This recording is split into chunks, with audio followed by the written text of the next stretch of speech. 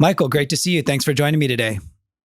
Yeah, same to you, Brandon. I like to start off all these podcast episodes by asking my guests to introduce themselves. So if you could share a little bit of background on yourself and Jamestown to orient us, that would be great. Sure. So Michael Phillips, President and Principal of Jamestown Properties. We're a 40-year-old company that's been operating in the investment management space between Europe and the U.S. We specialize in adaptive reuse, but have a variety of different fund products and investment vehicles that focus on things such as multifamily or timber or office retail specifically. Awesome. And, before, talk to me a little bit about how you got involved with Jamestown. I know you've been at the helm for quite a while, but you're kind of widely known and respected in the industry as a leading placemaker. But how did you get into real estate development as a career or profession originally? Sure. So, I started really quite young. My first real estate project at 22, and really adaptive reuse of industrial warehouse products, and that led to a variety of successes in that space. And Jamestown and I were co-investors in a project together. And as 2008 sort of happened in the great financial crisis, there was a need for Jamestown to build a truly vertically integrated machine in-house. And I joined the team and came on board to build that team. And so we've had, a dynamic period. We're probably in another one of those dynamic periods again, right? And so as we face it, we feel good about the skill set we have. Awesome. Before we dive into some of the details around what is adaptive reuse, if we zoom out, my first interaction with you and introduction to you and the work Jamestown was doing was when I was with the Urban Land Institute, and ULI really focuses on cities and placemaking in the built environment. What is your kind of thesis or macro take on, what does the built environment kind of represent to you? How do you look at cities and the urban fabric? I know it's a super broad question, but I want to try to orient our listeners to how you think about placemaking holistically. Well, I guess I would start by saying it's all subjective, right? It all is in the eye of the beholder. And I think for us, or for me, I would say in particular, the built environment is there to house humans and human interactions and work processes and leisure processes that we engage in. So the idea that you create places that are desirable, and that can look a lot of different ways. Our fathers and mothers' generation of that look like very much iconic buildings that had a sense of awe to them. If you look at city government buildings or cities and how people designed cities over the last 100 years, it was about sort of framing the human's relationship to something bigger than themselves. It's almost in a way like old religious architecture, right? The biggest building in the city in medieval times was the church spire. So I think as we evolve in that space, I think a big piece of that for our generation and for the generations that are following us is real estate and physical buildings that allow us to feel more at one and engaged with them in a way that meets them as peers as opposed to things that are bigger than us. And so I think we spend a lot of time in our business figuring out how to make real estate more accessible and make it more comfortable and more inclusive. And so placemaking is a word that's often overused, but I think in that regard, that's the tool that people default to. And that can be something as simple as wayfinding and signage, or it can be much more complex, like multi-layers of living and hospitality and food and beverage and fitness and health and wellness all layered into one space. Great cities and neighborhoods have that embedded in their urban planning and master planning mechanisms. Oftentimes, when you design a single purpose or single sector product, you're missing some piece of that. And hopefully you've co-located in a place that exists. But if it doesn't, you need to create sort of the whole ecosystem. So many of our listeners, I'm sure, have been inside of some of the assets that you've you've redeveloped or repurposed. Maybe walk us through, some of the more iconic ones. We can start with Chelsea Market or wherever you would like, and let's try to understand the evolution of how these projects came to be. Obviously, there's a lot to unpack, but let's start at the highest level. Sure. Well, I guess you'd start with Chelsea Market. It started its life really as a series of industrial buildings that had a variety of different uses, and then was sewn together by the Nabisco Baking Company to become the home of their products and obviously the birthplace of the Oreo cookie. But it was a building that was located on the High Line, which at the time is what brought livestock into Manhattan's meatpacking district, and so as it accelerated in its life and those uses became out of date, it became mostly warehouse storage and empty buildings. And then the repurposing of that space was really about creating a response to the fact that the broader neighborhood was not particularly safe and people wanted to go inside something to have an engagement experience. And originally it was wholesale businesses with windows that open up to a concourse. And the concourse is where the rail bed originally went between the row of buildings. And then later became a food hall and became a food sort of centric destination, and then became aligned with the Food Network and New York One and Major League Baseball Advanced Media and YouTube and Google and all the sort of upper innovation floor tenants that co-located because of the ground plane activity. And then in its life today is associated with food impact and nutrition and health and wellness as another layer. So, the market as a building has housed a lot of different purposes, but it's always sort of stayed true in that kind of core sense of food-related ideals as a big part of its underpinning. And what was your role in the role of Jamestown in the redevelopment or repositioning of Chelsea Market? Sure. So we've been involved with Chelsea Market since 2003, and we didn't originate the conversion, but we took it from its beginnings and built out a much more food-focused culture, a much more impact-focused culture, and evolve the upper floors from industrial uses to office and innovation uses. And we did that in the construct of also owning 111 8th, which is the Port Authority building to the east of us, which is 2.9 million square feet, and then Milk Studios, which is to the southwest of us, was a media and tech building as well. And ultimately, those three buildings became the core campus of Google New York. And Google originally came to us at 111 8th with 30 employees, and was a company that really had no real clear credit rating or history. It was in its infancy, and clearly now is a big part of the west side of Manhattan in terms of an employer and obviously an impact globally. That's fascinating. Well, we'll come back to the what attracts people to the right office assets as we move through the conversation. In addition to Chelsea, what are some of the other iconic assets that you've been a part of and that Jamestown has helped to shape that you're particularly proud of?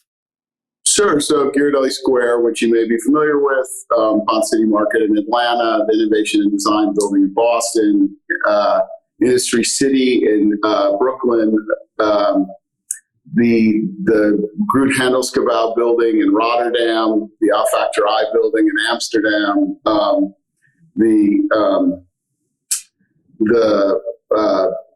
Innovation District in Lisbon, which has also the IDB building and the factory building in Lisbon. So a variety of of buildings that have similar characteristics and serve similar purposes in terms of being innovative and a bit disruptive in their markets, and all kind of connected to this DNA of creating an aspirational place that helps companies attract and retain the best and brightest workforce. So, I've been to several of them, but not all of them. And, if we use Chelsea Market as an example, you mentioned, kind of the historical use. By the way, I had no idea it was the home of the Oreo cookie. So that's I love fun facts. So I've got another one. So thank you. Yeah. But, it's not clear to the world that these kind of underutilized assets can be repurposed or revitalized to literally change neighborhoods. So when you are, looking at the canvas of a city and you're looking at these assets that have, maybe kind of had their peaks and are in a trough, and you see opportunity where other people may see distress or ugliness. I mean, how do you kind of think about what are the bones, what makes a great, reuse or redevelopment project? How do you identify, where you want to spend your time and what you want to invest into? Well, there's obviously physical characteristics of the real estate, and that can happen in early 20th century buildings or 19th century buildings, or can happen in mid-century brutalist architecture as well, and in some cases in 80s and 90s sort of office buildings and sort of repurposed real estate that is undergoing its new kind of genesis. So I think on some level, the characteristics of it are good bones to start with. I think either a great location or a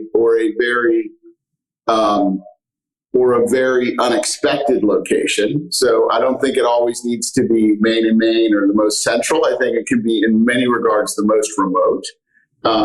But I think what the kind of basic premise is what are the characteristics that people can become invested in? And so I think that, it's a little bit, again, subjective. It's in the eye of the beholder, right? And so I wouldn't say there's any one component. I would say bigger is better. We like buildings that are, 1 million square feet or more, or 750,000 square feet. They're hard to find, but creating an ecosystem that kind of services a variety of sectors requires that much space generally. And so also to create the level of revenue that supports in-house teams that can be dedicated to what they're doing. So when you find one of these assets or you're brought into a project, do you like to kind of build that ecosystem that you just mentioned where, you can curate and craft it? Or do you prefer to have, kind of an anchor tenant who wants to lead and let them kind of determine what the ecosystem, what's your approach to, the mix of occupants inside of the building across the different uses? How do you think about that? I think it can be either or, really. I think there's no sort of one size fits all. I do think that the belief or the adage that build it and they will come is really kind of true. I don't know that people have forward-looking vision generally around real estate. They typically have sort of a backward-looking vision about what they know and understand and what works. If you say to somebody, it's like this, and it's something that exists, they can understand it. But if it's something that you can't provide a clear reference to, I think you've got to create it in order for them to see it. And I also think that buildings reveal themselves as you uncover kind of what they're about, particularly old buildings. In a ground up project where you design from scratch, you can be very intentional. But one of the great things about old buildings is they give you gifts that you don't expect, and both good and bad. But in many cases, more often than not, they create a cultural reference point or an architectural reference point that sort of guides you in a direction. Can you think of an example from one of your projects where you were given a gift, maybe a good gift and a bad gift, just to give our listeners the diversity perspective? Sure. I mean, I would say Ponce City Market in Atlanta, we uncovered a piece of the building that had an original rail spur that came through it, and the gift that was embedded in there was an incredible riveted structure that was 100 years old and became a really interesting engagement point. On the negative side, I would say we also found a portion of the building that had been altered greatly, and the way they fixed it was through a series of micro columns that created really inaccessible space.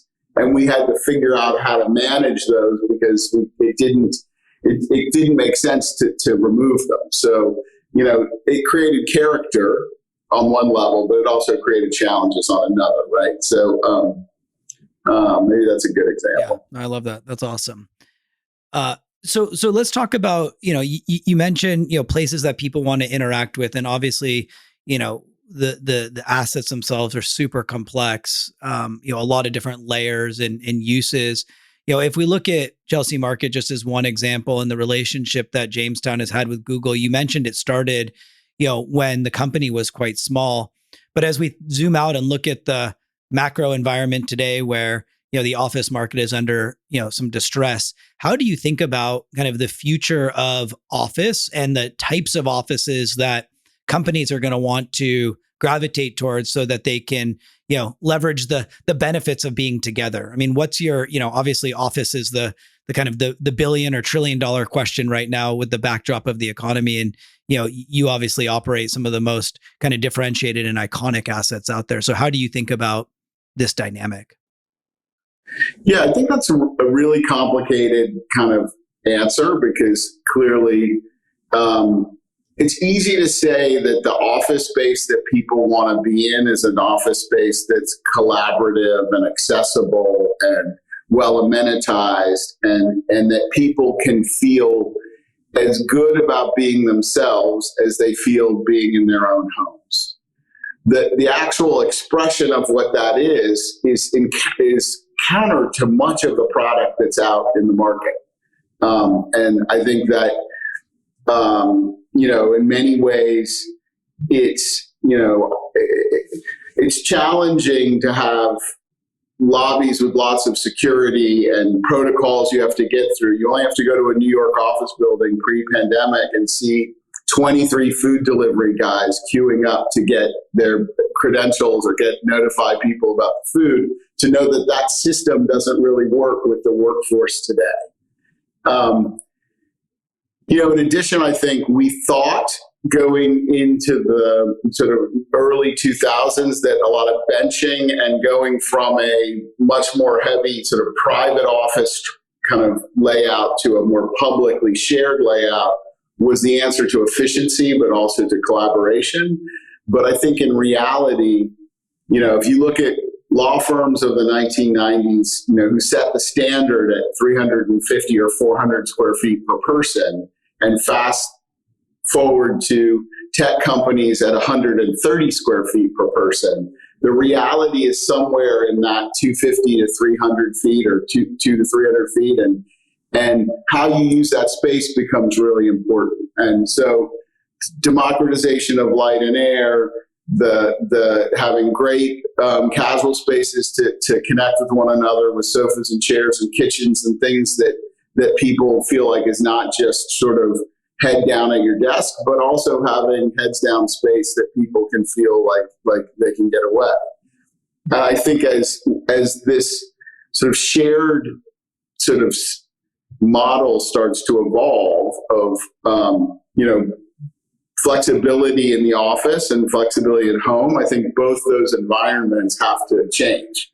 I don't know, how many times I've gotten on a Zoom call in the last 3 years and I've seen someone's unmade bed. And I think you would never accept that as a cultural, kind of experience prior to that, but you wouldn't come into the office with dirty clothes. Why would you have a Zoom call with your unmade bed in the background?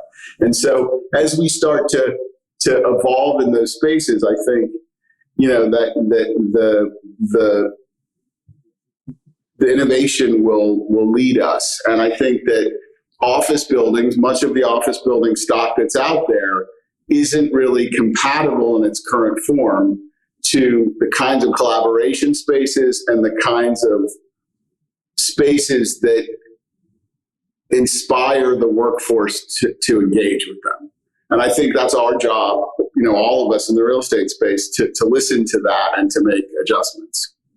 It's interesting you say that. I mean, that's a problem, is it not? I mean, when you pick your statistic, whether it's because of regulation or sustainability or just not conducive to the way the workforce wants, a large portion of the office stock is, functionally obsolete, another buzzword.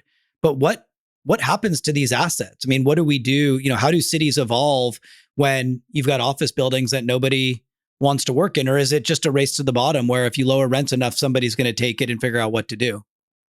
Well, I think it's sort of some of both, right? I mean, I think we knew that East Midtown in New York City was largely obsolete 15 years ago when they started talking about rezoning East Midtown. And the one building that you really see as a shining example of that is One Vanderbilt, right? It's achieved a full lease up during the pandemic at the highest rates in the city, and it's in great demand. And so I think there is, on some level, a replacement strategy, right, where there are some buildings that need to be replaced with new, innovative, ESG compliant kind of workspaces.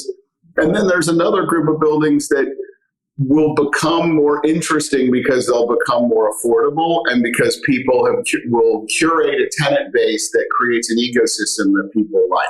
Because the other thing that is true is that people co-locate where there are other people that they want to be with, whether it's people in the professional services industry or people in the creative industries or people in the tech industry. So in some regards, that space becomes secondary if the driving purpose of that is collaboration versus heads down work. And so I do think that, that there'll be a variety of outcomes in that regard. I'm not sure that I believe in all obsolescence in that space. And I think certainly where we see demand and absorption is either in really great, highly amenitized spaces that are quirky and a little off center, and then spaces that are truly cutting edge, ESG compliant new construction. And so I think what's in the middle is the thing that needs to figure itself out. And unfortunately, I'm not sure our industry, I think the real estate industry is sort of the slowest to adapt to change and technology. And I think we saw this in the prop tech space, which has been emerging, right? And we see it in the fintech space, which has been great. But I think what we need is a wholesale commitment to test and iterate and innovate and to continue to kind of evolve the system. What's stopping that from happening? Because I agree with you. I think the change is painfully slow. I think some of it is just some people just it's been easy for too long, right? It's like some of it is very formulaic, and when the formula works, it works very well, and you don't really realize it's not working until something like what just occurred, and you say, okay, well, gosh, we need to change the formula. But maybe the formula becomes the thing we just talked about, which is a lot more engaged and a lot more dynamic than just a simple finance, build, and lease strategy. Yeah.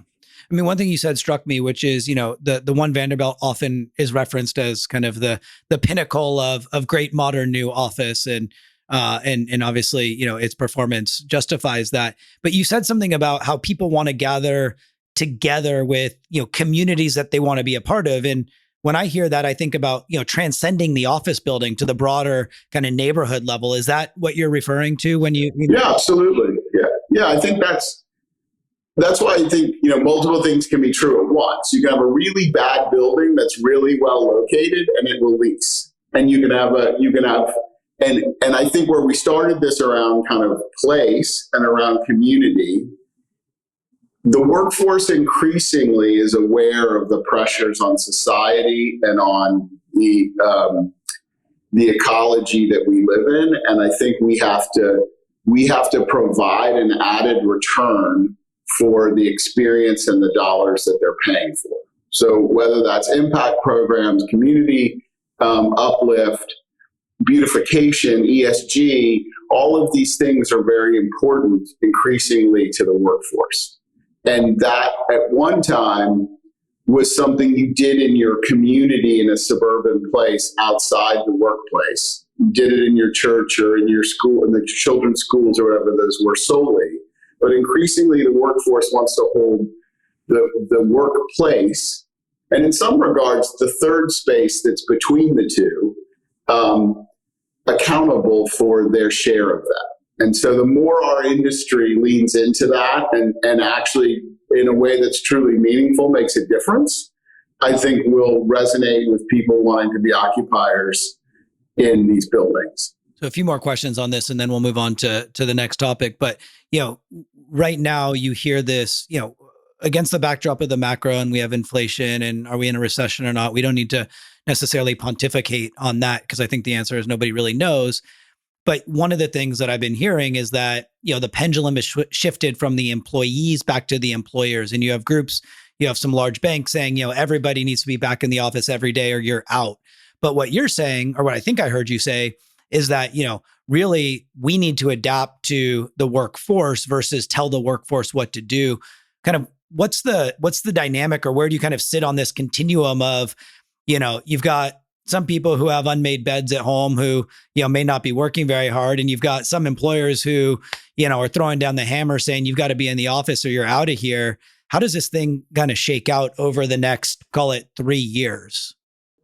Sure. I mean, I think, again, multiple things can be true at once.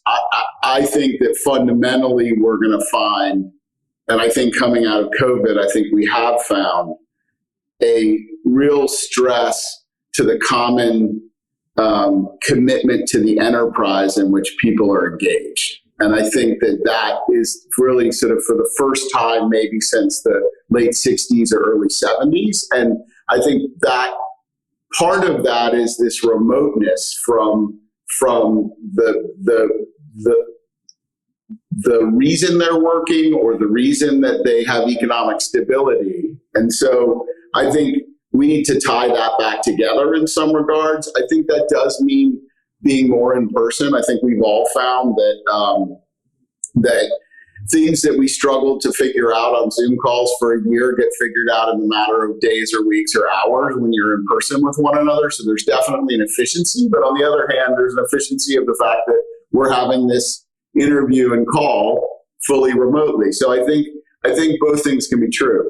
So I think both the workforce needs to be aware, and I think you have seen companies go through rounds of layoffs, and I think you can draw your own conclusion about how many of those people were in the office, partially in the office, or fully remote, and I think it is different for each one. But I think the thing that is true is that the people that excel are people who are seen and are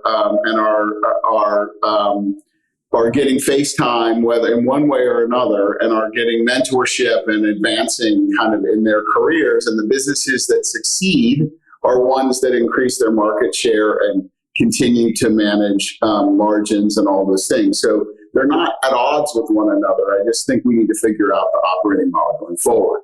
I do think the other big existential threat to the workforce is this sort of globalization. We saw it happen with NAFTA in the 80s when we sent all our manufacturing jobs outside the United States. And I think now we have to worry about the same thing with finance jobs and tech jobs and all the things that are part of this economy that's increasingly becoming digital.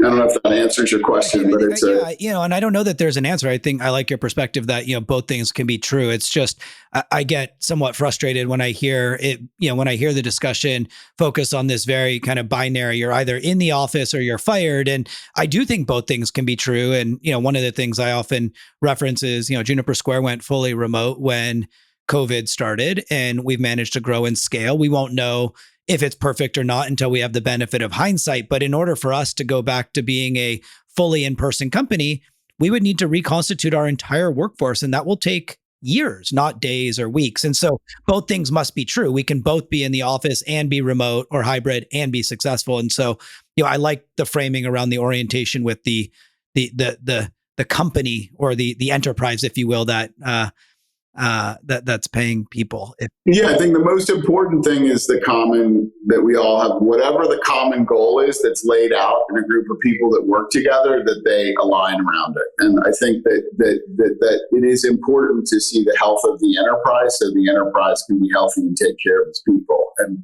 it's an interdependent relationship. Totally. Across your portfolio, you have some of the most innovative companies in the world, literally technology, and we'll talk about technology here next. But if you look kind of broad brush, like what trends are you seeing, not with return to office, but, we talked about building community, great amenitization. Are there new things that are emerging as important today that may have not been important, 18 or 36 months ago? Sure. I mean, I think ESG is like emerging in the U.S. as one of the biggest priorities. Obviously, in Europe, it has been for a long time. European investors tend to take a much longer view and a much more fulsome view of their infrastructure investment in the real estate versus American investors tend to think sort of 5 to 7 year cycles and what does it mean to kind of solve the solution. I think we're starting to see those two things merge a bit. And I think that technology driven physical real estate, I think, is emerging as a must have for everyone. And whether that's tracking energy consumption or smart locks or the materiality of the space with cross laminated timber or solutions in regards to being carbon neutral, all of those things are important. I think we all know public transit is important. We all know the green space is important. But I think increasingly bike usage is everywhere in our portfolio. There's more and more demand for bike rooms and for showers and lockers and a variety of things in that regards in cities. But the number one thing for me that resonates is whether you still want to wear a suit to work or you want to come in, performance athletic wear, there is a sense that you want the place to be more accessible and interactive. And I think that means less structure. And so what that means and how it plays out, I think is yet to be seen. Yeah. Yeah, I guess if I walk into Chelsea Market, there's no check-in desk, right? I can navigate my way to an elevator bank, and then what do? I have a key fob that takes me to where I need to go with. Either you have a key fob or you have the security on the floors themselves, and the elevators are free moving. And, I know that the trend is destination elevators. I can't stand a destination elevator. What's a destination elevator? Where you go to a keypad and you hit your floor and it tells you to go to elevator, 23E or whatever that is, and it takes you. I find that all very much a solution of sort of anonymous intent. It doesn't connect you to the physical real estate, and I think we need to always in our business be reinforcing the human's connection to the physical place. And so anyway, that's a bad riff, but I'll follow your lead there. I mean, one of my biggest pet peeves to office landlords is, especially in New York, where I just was yesterday, you walk in and, I'm here to see so-and-so on XYZ company. And the person sitting behind the security desk looks at you deadpan. If you're that lucky, usually they scowl or don't pay attention. And so my very first interaction in most office buildings in major cities is negative. It's someone who doesn't like their job. They don't want to be there. And I feel like I'm an outsider trying to penetrate this, this fortress, and it's terrible. And, usually by the time you get upstairs and you get to the reception desk, there's somebody pleasant to greet you, but that's not the experience downstairs on ground level. And it pisses me off. But that's an office environment of intimidation, which has been the intent of landlords for a long time and companies that co-locate there. It's all designed to make the human feel a little like an interloper, not like they belong. Versus if I send you a calendar invite to come to a meeting in my office and it sends your credentialization and you can walk through with biometrics or facial recognition, and it's just frictionless, you're going to feel really good and feel like you belong and that you were actually invited to be in that building. And I think that sense of belonging and of inclusion is what I think we need to spend a lot more time on. Yeah, even more so if I can grab a great coffee before I head up to see you. Exactly. Let's talk about technology. You mentioned ESG. I want to let's start there and then let's move. We'll take it all the way from ESG to the metaverse in a few minutes. But I think of Jamestown as one of the most leading and innovative companies when it comes to ESG. I'm thinking of your timber project that you're working on. Maybe let's start with that. Explain to our listeners kind of what that is and how it came to be, and then let's talk a little bit more broadly about how you're thinking about ESG across your portfolio. Sure. So we created a sustainability group in 2008, and really very early in the U.S. kind of awareness around really being focused on how to turn levers in the buildings, both for cost mitigation and savings for the tenants, but also to enhance returns for the investors. And the most recent thing that we've done, which was really through necessity, is wanted to design a cross-laminated timber office building, which for many reasons is much more carbon efficient, is much more in line with the kind of desirability of the workforce. But what we found is that in a market like Atlanta, with Georgia Pacific headquartered there, that it was still cheaper to buy the cross-laminated timber from Eastern Europe or from the Pacific Northwest than to get it from a locally sourced solution. So we happen to have timber funds, and in those timber funds, we have FSG certified timber. And so we created an end-to-end solution of timber we grow going to a cross-laminated timber plant within 100 miles of the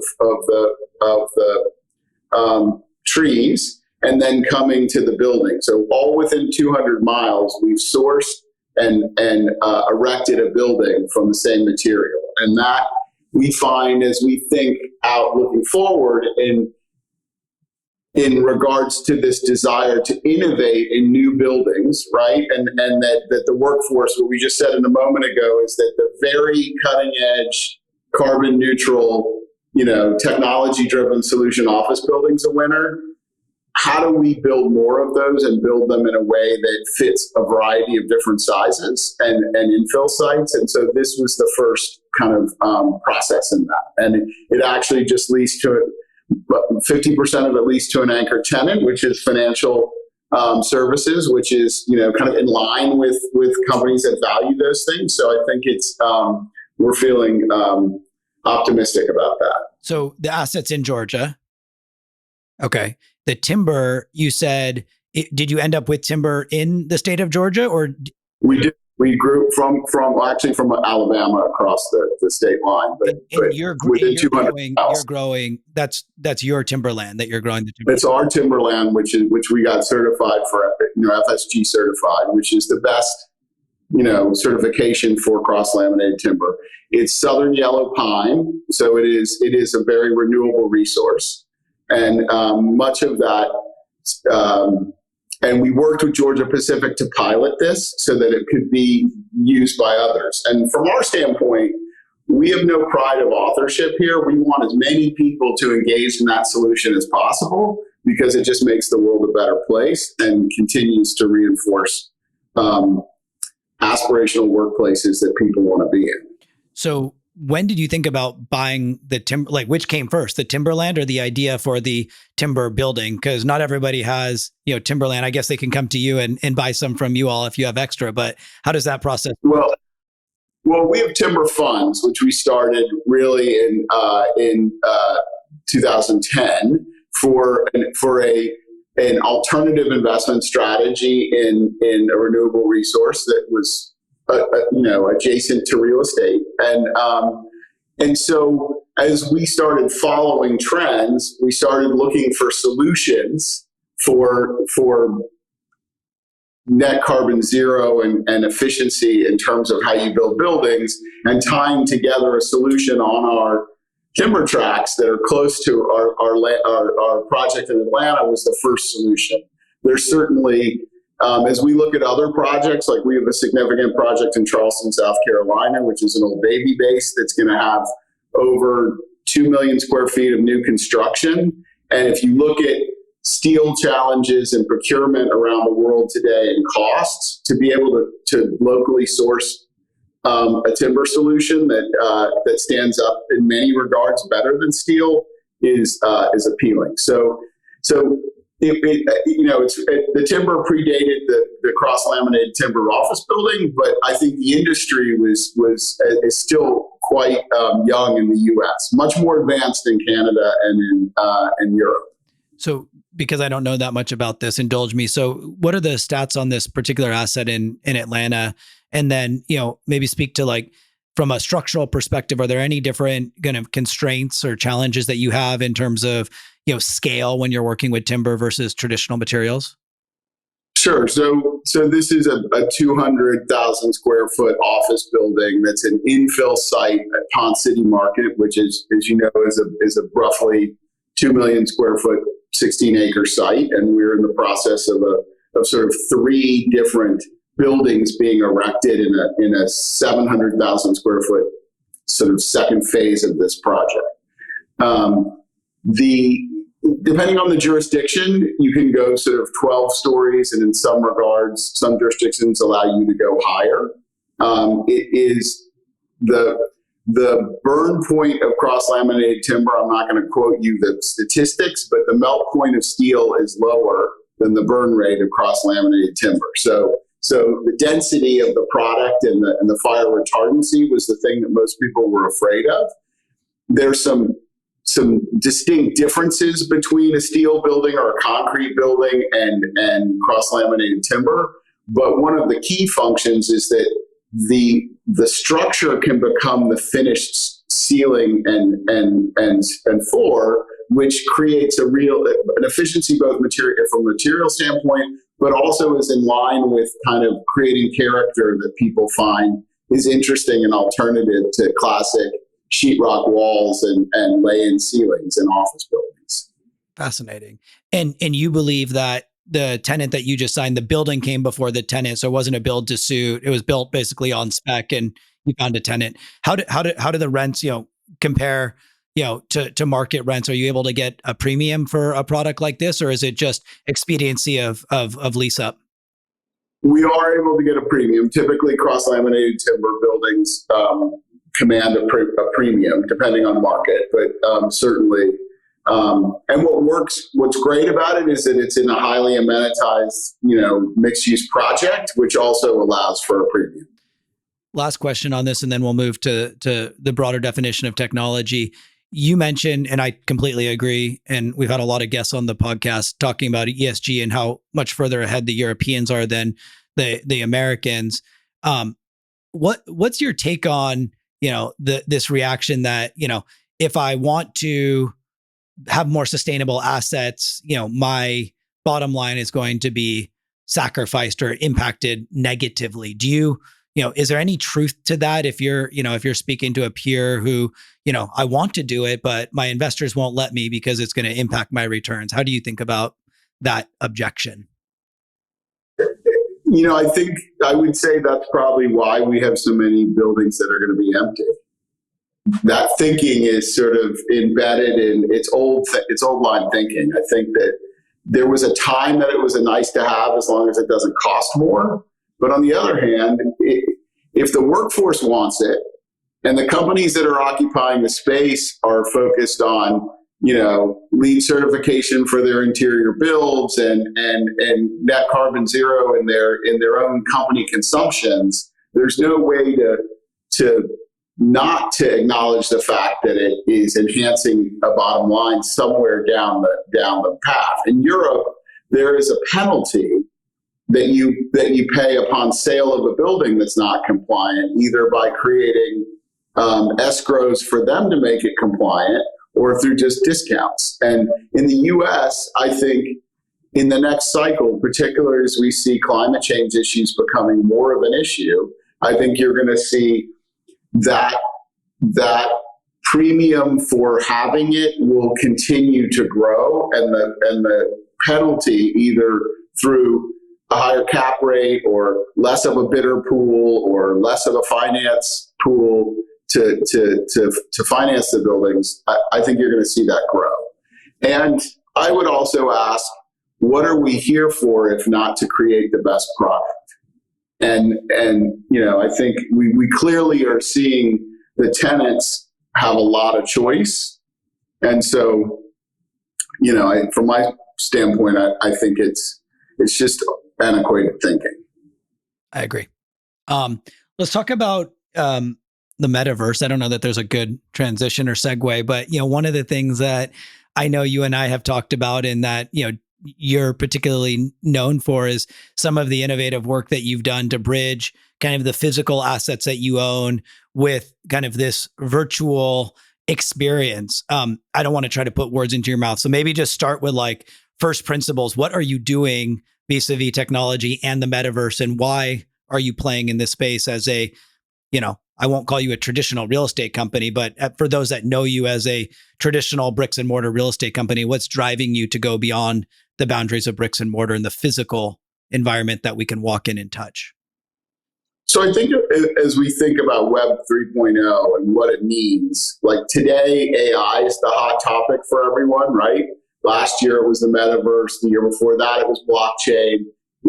They all relate to one another, and it's how in our thinking, it's how are you connecting with the customer or the client, and how are you building a better network of touch points? And I think there's a piece of that that's about expediency of transaction and about security of transaction.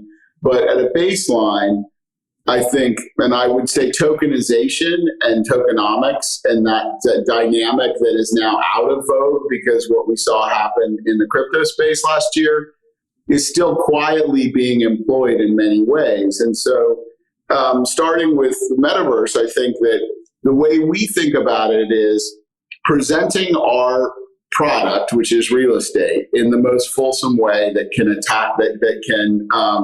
can reach the widest audience is important. And many of the things that we do are either iconic in their cities or iconic in the US. And to be able to provide access to a pool of people that a traditional website doesn't do the same thing for, or in this regard, the translation of materials and an experience that is different than what they can get physically, seems like a natural fit, right? And so during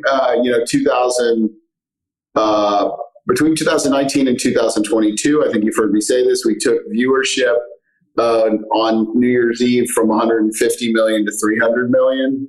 A big piece of that was other cities shutting down, but a huge piece of that was virtual experiences, metaverse streaming, and multi-language. And so as we start to think about how this takes its place in the world of the built environment, it just seems like a tool that we need to all be employing. And the more adoption there is, the more regulation there'll be, the more clarity there'll be, the more affordability there'll be. And so like many of these things, I think it's important that we lean in ways we can test and iterate.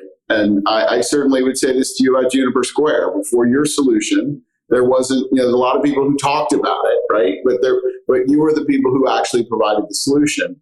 And your solution is only ultimately the best it can be through wide-scale adoption and allowing you to continue to iterate and improve the product. And so I think that it's the same in all new technologies. Right. Yeah. And so, I mean, with that, the example that you gave about One Times Square New Year's Eve, I think for our listeners who aren't aware, Jamestown owns One Times Square, right? Where the ball drops on New Year's Eve. Yeah, we produce New Year's Eve with Times Square Alliance in the city of New York and have done for 27 years. And so we are officially we're the engine behind creating that experience. And so tools like the metaverse are really valuable. And I would say anyone who is digitally native, and let's say there's 2 digitally native cohorts in the workforce today and a third rapidly coming behind, they all understand tokenomics and gamification. They grew up engaging that way. They have gotten goods and services that way. Our generation uses airline points and credit card miles, and then we say we don't understand crypto. It's the same thing, but used in a different way. And so I think as we think about tools to engage a cohort of people that just simply learn and absorb information in a different way, the metaverse is really valuable. And what's the benefit, or is there a benefit for your tenants? I mean, how, what are you expand your viewership or your engagement, but how does that impact bringing it back to the physical real estate? Sure. So if you're a retailer and you sell, clothing, and you're a local retailer who kind of designs and makes clothing, the ability to present those goods and have an avatar try on the clothes. If your customer has an avatar that fits their sizes and they can look and see how it fits, your return rate is much less than traditional kind of online ordering. But also, you may have access to a customer who would have never known about you in a city like LA or Atlanta because they live in Copenhagen or in Helsinki, and how you create that virtual connection to someone is what the metaverse is designed to do. And right now, many people see it in a non-photorealistic sort of way, very much a gamified sort of landscape of fanciful icons. But the more it evolves, the more it will become, a much more photorealistic experience. And we see that with ChatGPT and AI and Bard. And like all of a sudden you put in 4 inputs and you get a rendering back of the space and you think, wow, it's that fast. And so I think it's rapidly adopting this culture that's going to really kind of help us navigate it. And I've heard you talk about this concept of like a digital twin. How, like, explain for our listeners, what is this concept? How would you explain it to the layperson?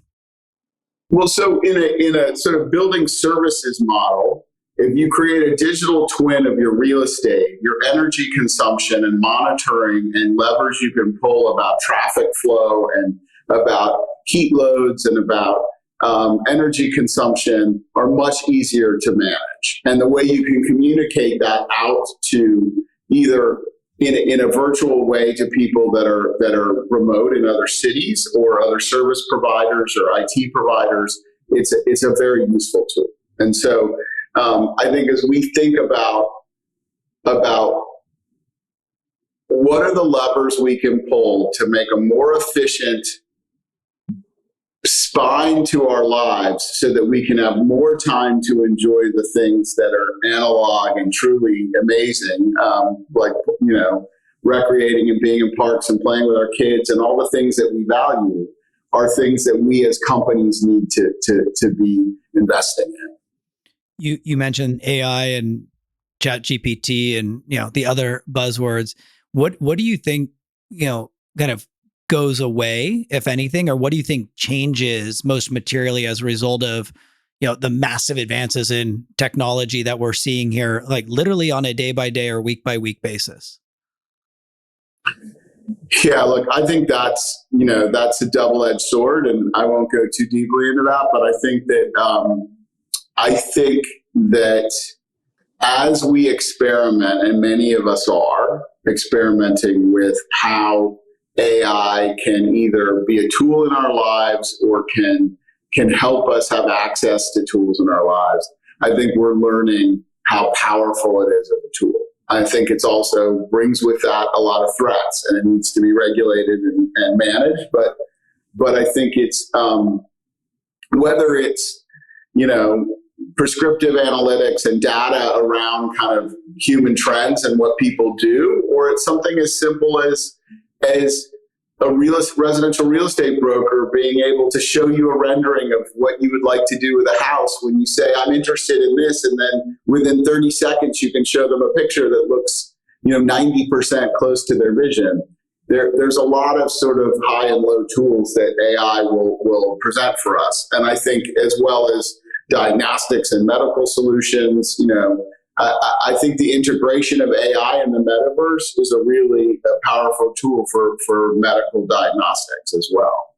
Yeah, no, I agree. I mean, I think my head is spinning trying to figure out the implications of all of this. So I feel like I'm grasping at straws. It's exciting and terrifying at the same time. We're almost out of time, but one of the things that I just want to end on is, what maybe this is just my view, but I think of you in particular in Jamestown as being very progressive and not afraid to kind of buck the norms and the status quo and innovate. And I also think of our industry largely being afraid to do that. And so there's this contrast here. What advice would you give to people listening, whether they're at the beginning of their careers or, other, tenured executives like yourself, if any of this is resonating with them, if they're like, yes, this is interesting, but how, or I don't understand, or it's not possible. How do we kind of get started and create this inertia for people to begin to innovate the way that you're thinking about innovation? Well, so what's interesting to me is I'm always astounded at how disconnected people's recreation lives are from their professional lives. Say more about that. But I'd really like people to think about where do they go eat? Like, I believe that human beings actually only go to 5 restaurants. There may be the odd, the outlier who's like a foodie who's going to everything. But if you really look at the rhythm of your life, it's a pretty well-worn path, right? And I think we need more real estate executives to look honestly at how they're living their lives, not aspirationally at the life they wish they had. Because the reality is it's a much more casual world. It's a much more engaged world. It's a much more interdependent world. And I think if we create spaces that reflect that, just like you saying, God, I got off a plane, I went to a building in Midtown Manhattan and I got scowled at and I was uncomfortable, I didn't want to be there. Like 90% of the workforce feels the same way. So how do we remove that? How do we create a place how does our industry lean into, the tools that our kids are using, the trends that are happening, as opposed to turning our backs on it and creating places that aren't for people, which is, and largely our industry is doing that in many positive ways. But I guess I would just start there, is be more reflective about your own choices when you're not at work. And I think you'll find that the space you create when you're back at work will look a lot different. Well, I love that. I think that's a perfect place to wrap up our conversation today. I really appreciate you taking the time. It's great chatting with you and hearing all of the innovative stuff that you all are doing. And thanks again for sharing the insights with us and our listeners. Yep. Thank you, Brandon. Good to see you again.